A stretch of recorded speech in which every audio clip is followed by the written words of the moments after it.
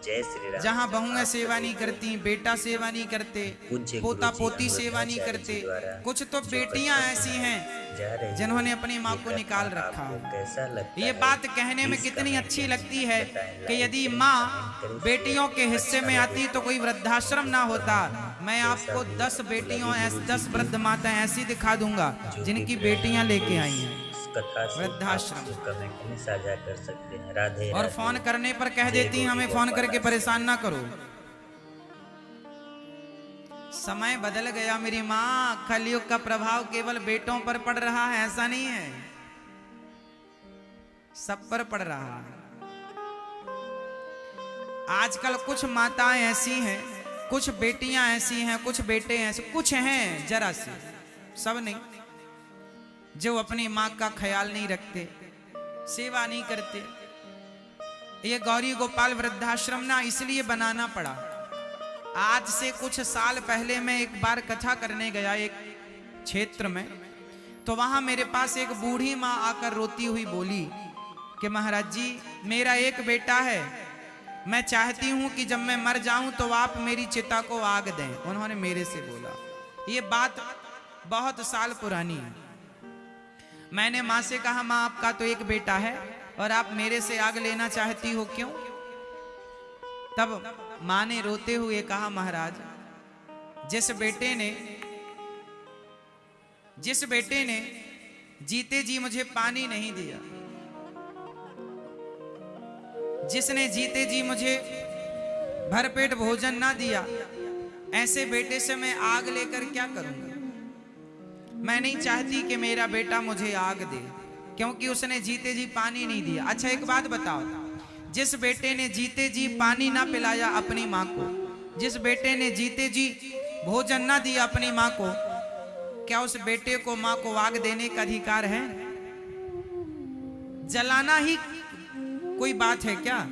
जलाने के लिए तो दुनिया बैठी है। आग लगाना बड़ी बात नहीं है, बाग लगाना बड़ी बात है।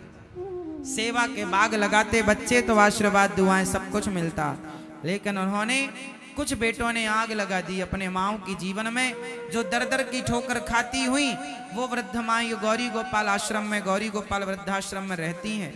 आज यहाँ 264 वृद्ध माताएं हैं और ये वही माएँ हैं जिनके अपने बच्चों ने, ये माँ का दर्शन कर रहे हैं आप टीवी पर, बरसों से ये माँ यहाँ है, बहुत दूर की नहीं है, मथुरा की है। मथुरा से वृंदावन 10 किलोमीटर है, लेकिन आज तक माँ का बेटा देखने नहीं आया। बेटा है, बहू है, पोता है, पोती है, सब तो है। 10 किलोमीटर दूर माँ है, लेकिन देखने नहीं आया, कोई नहीं आता, ना फोन आता किसी का बेटों का, ना कोई हाल चाल लेने आता कि कोई बीमार तो नहीं हो, माँ कैसी है तबीयत। भारत देश के कोने कोने की वृद्ध माता यहाँ पर है। दिल्ली की माँ है, महाराष्ट्र की माँ है, बिहार की माँ है, पंजाब की माँ है, हरियाणा की, देश के कोने कोने की वृद्ध माताएं यहाँ रहती हैं। ये माँ है, आप इनको देख रहे हैं टीवी पर। इन माँ के लगभग 4 बच्चे हैं, 4 में एक भी हाल चाल लेने नहीं आता। क्यों? जरूरत ही नहीं है माँ की। माँ के पैसों की जरूरत। एक बेटे ने क्या किया, अपनी माँ से चेक में साइन करा लिया और माँ के खाते में जितने पैसे थे सारा ट्रांसफर कर लिया और माँ को घर से निकाल दिया। वो माँ गौरी गोपाल आश्रम में रहती है। जिन बेटों को अपनी माँ की सेवा करनी चाहिए वो बेटे अपनी माँ को घर से निकाल देते हैं।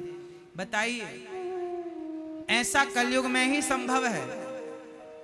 सतयुग त्रेता द्वापर में तो रावण जैसे लोग अपनी माँ को घर से नहीं निकाला करते थे। रावण जैसे लोग अपनी माँ की सेवा करते थे। रावण भले इतना दुष्ट था, लेकिन वो अपनी माँ की सेवा करने जाता था। और आज बेटे अपनी माँ को, कुछ बेटे निकाल देते हैं। आप लोगों से प्रार्थना है, आप लोग अपनी बूढ़ी माँ का ख्याल इसलिए रखना क्योंकि आप उनके ख्याल रखोगे तो कल आप बूढ़े होंगे तो आपका भी कोई ख्याल रखेगा। आप नहीं रखेंगे अपने से बूढ़ों का तो आपका कौन रखेगा। जैसी करनी वैसी भरनी, जो बोएंगे वही काटेंगे। इसलिए बुरा ना करो किसी के साथ। और माँ तो माँ होती है, हमें तो माँ की सेवा करना अच्छा लगता है। हम तो रोज अपनी वृद्ध माँ के चरण दबाते हैं, सेवा करते हैं। आपकी एक माँ है साहब, हमारी 264 माताएं अभी हैं और 1000 वृद्ध माओं के लिए तैयारी चल रही है, उन माओं को रहने के लिए।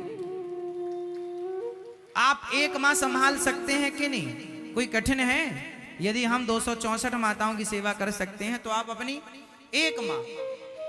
और तो सब ठीक है। आज समाज में एक और नई समस्या ये है कि किसी माँ के बेटा नहीं होता ना, और माना कि 2 बेटियां हैं या 1 बेटी है, तो अब बताओ जब माँ का बेटा नहीं है तो बेटियां ही तो बेटा बनकर माँ की सेवा करेंगी, हाँ या ना? नींद आए तो बताना, कौन सेवा करेगा? बेटी करेगी।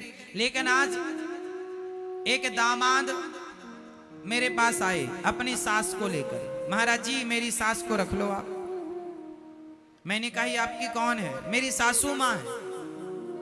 मैंने कहा तुम इनके पुत्र की तरह हो, इनके बेटा नहीं है तो कोई बात नहीं, तुम इनके बेटा बनकर सेवा करो, दामाद बेटा ही होता है,